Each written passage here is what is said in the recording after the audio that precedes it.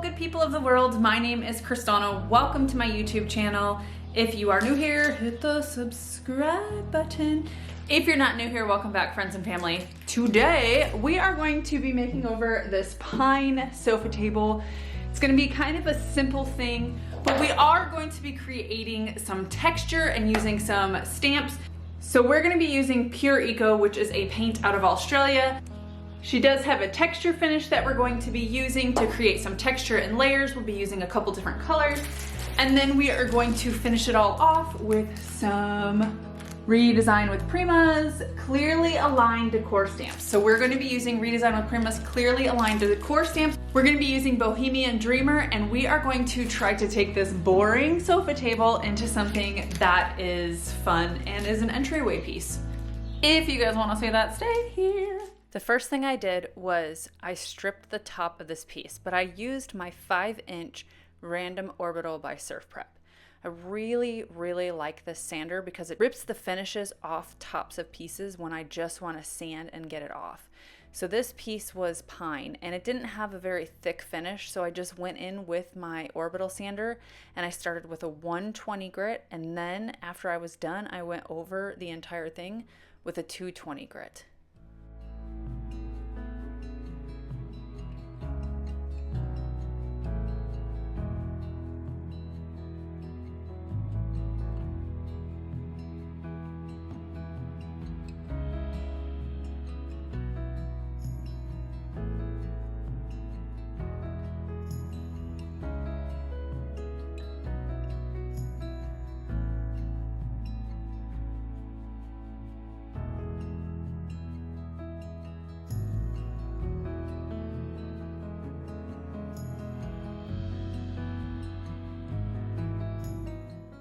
In order to get into those little recessed areas, I took a piece of sandpaper and I folded it in half, and then I just did it by hand. I sanded by hand in those little cracks.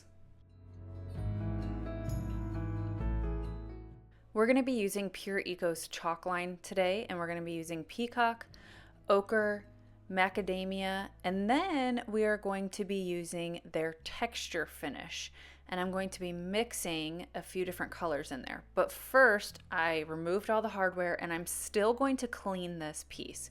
So I cleaned the surface of this piece, even though it only has a very small finish on the pine. I would guess that it's probably like a finishing oil. It's not something super thick, but I still want to clean the piece and get all the dirt and grime off.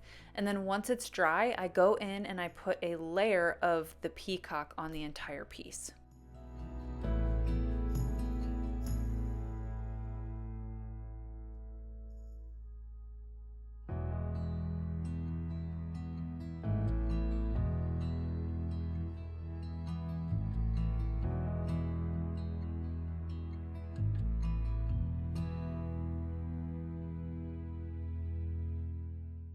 The next step is to mix in the ochre with the texture finish, and I want this to be fairly thick. So after I'm done mixing it, I don't want it to just freely fall off the spoon. So you'll see at the very end how when I scoop it up, it doesn't just fall off easily, and that's how I know that it is at the consistency that I want.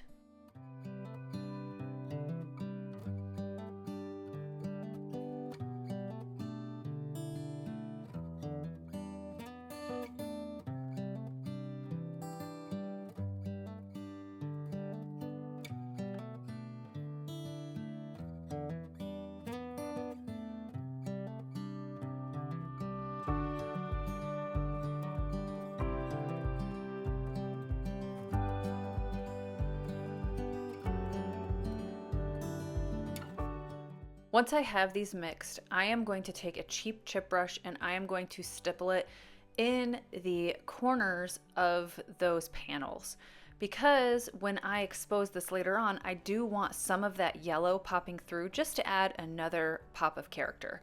So once we're done doing that, I am going to take the macadamia and I'm going to mix that with the texture finish as well, and we're going to do the same exact thing, except that I'm going to put it on most of the piece. Now, You can leave some of the piece exposed so that way you can see more of the peacock underneath.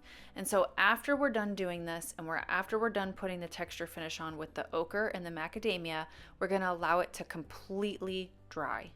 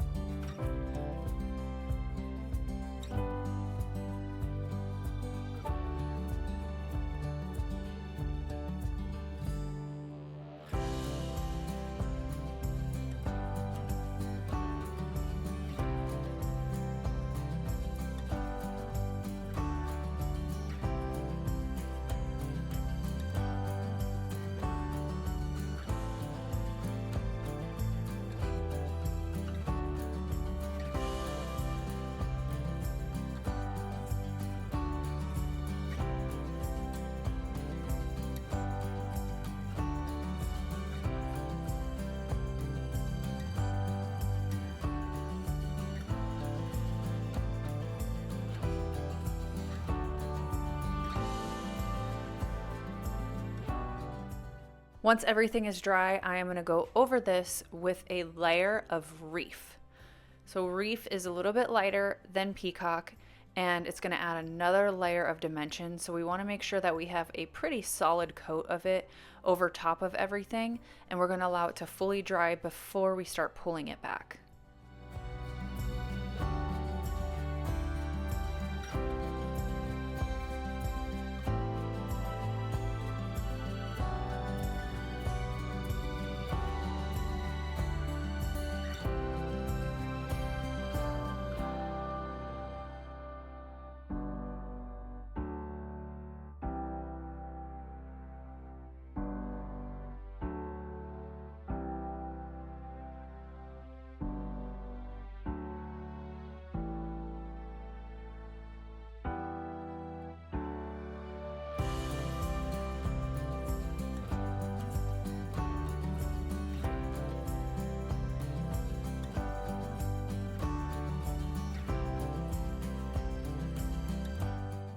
You have options here. I wanted to show you how I use my carbide scraper to expose the stuff underneath.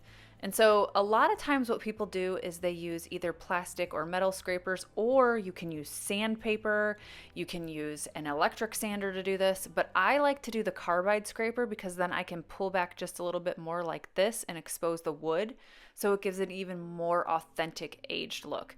This piece is for my friend who is going to be moving to Florida, and I wanted to give her more of a coastal, kind of beachy, sea salt vibe. So I'm using my carbide scraper and gently scraping, and I'm going to go a little bit deeper into some of those areas to expose the wood underneath.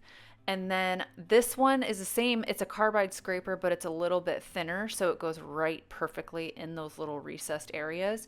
And for the rest of everything, I'm going to use sandpaper, and I'm going to sand the entire thing to expose the rest of the texture and layers underneath.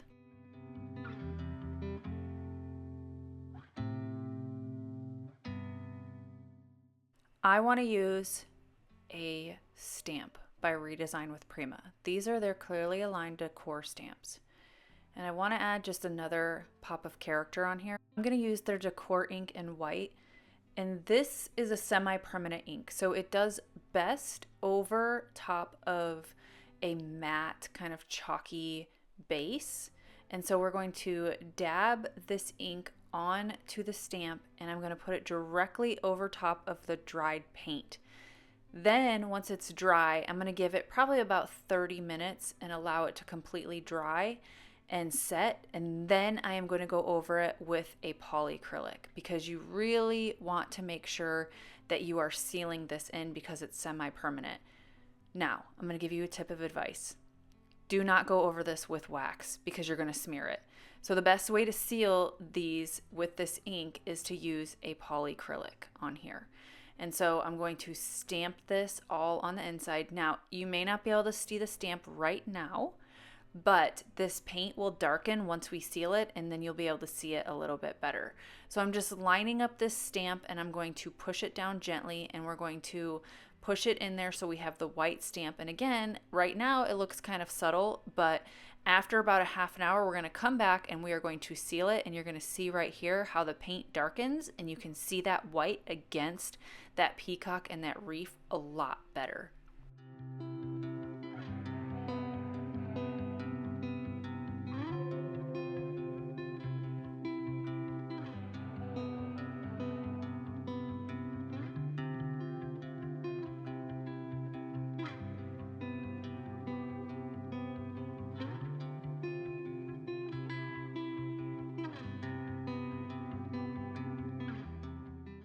I'm going to seal the rest of the piece with Pureco's matte sealer top coat, and then everything will be nice and sealed.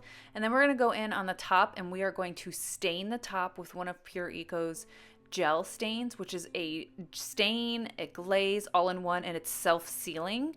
But you can allow it to completely dry, and you can seal over top of it. You can do an extra sealer on top of it if you would like. But we are going to use the color Driftwood.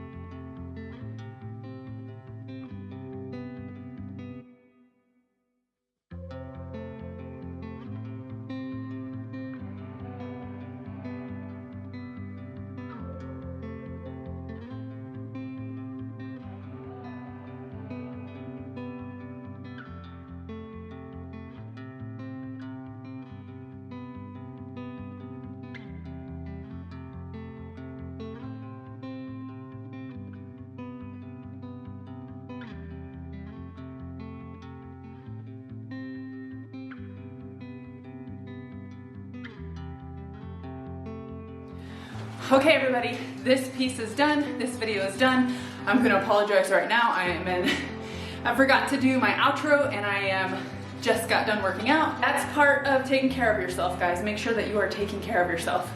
But here's the piece. I hope you enjoyed that. Everything I use will be in the description below. Again, remember this is an Australian company, so if you are an Aussie, head over and get some Pureco. Till next time, guys. Also, if you want to add a little flair to your pieces, the stamps are super easy to use if you're not a huge stenciler like me.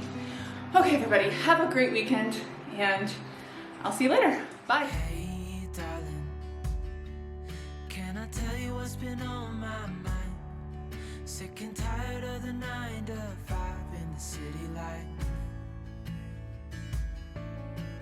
Hey, darling, we could get out of town, see the beautiful world around, wanna see it now. Pack our bags and get in that car, leave a little note and we'll drive real far. Let's get out, we can leave this city, let's drive to the open air. Yeah, the countryside is so pretty.